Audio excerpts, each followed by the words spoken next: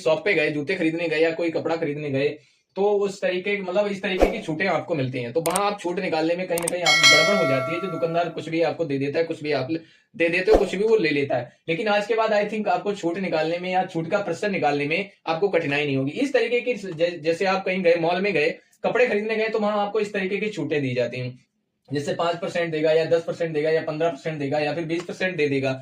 लेकिन इस तरीके की छूट को निकालेंगे आप कैसे? बड़े ध्यानपूर्वक, जैसे आप न्यू ईयर की मतलब नए साल की शॉपिंग करने जा रहे हो, जूते खरीदने जा रहे हो, भैया ठंड का माहौल चला है, जूते खरीदने जा रहे हो, तो अगर उस पर आपको 20% डिस्काउंट दे रहा है तो कैसे निकालेंगे बच्चा? देखिए आइए बड़ी ध्यानपूर्वक आपको मैं बताता हूं। जैसे आप यहां ले लीजिए, आपने 800 रुपए के जूते खरीदे, ये 800 रुपए के जूते खरीदे आपने। अब 800 पर 800 का आपको 10% निकालना है। जैसे 800 पे उसने आपको 10% का डिस्काउंट दिया। डिस्काउंट कितने का दिया?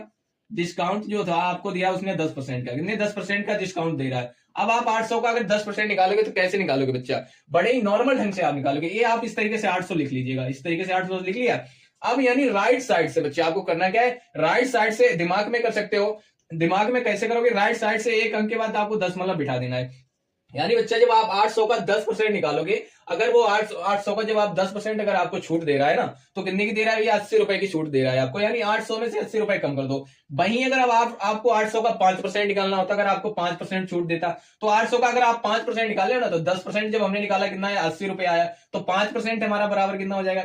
सॉरी, तो 5% जो हो जाएगा हमारा, यानी 5% बराबर हमारा कितना हो जाएगा बच्चा? 5% बराबर हमारा इसका आधा कर दो। 80 का आधा कर दोगे तो 10% 80 हुआ है, तो 80 का आधा 40 हो जाएगा।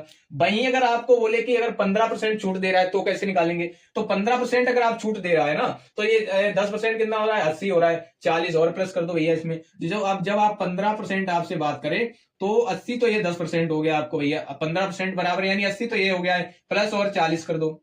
तो जहां इसमें जब आप प्लस 40 कर दोगे बच्चा, तो 8 4 12 120 हो जाएगा। कितना हो जाएगा? 120 हो जाएगा। कितना हो जाएगा बच्चा? 120 हो जाएगा।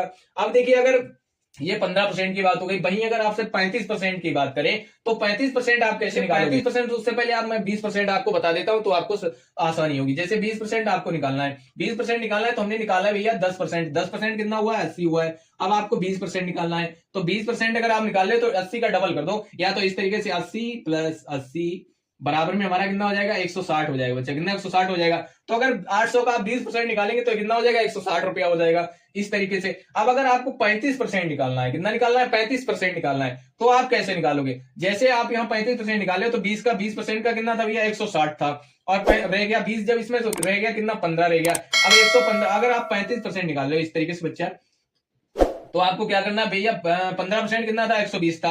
और 20% कितना? 160।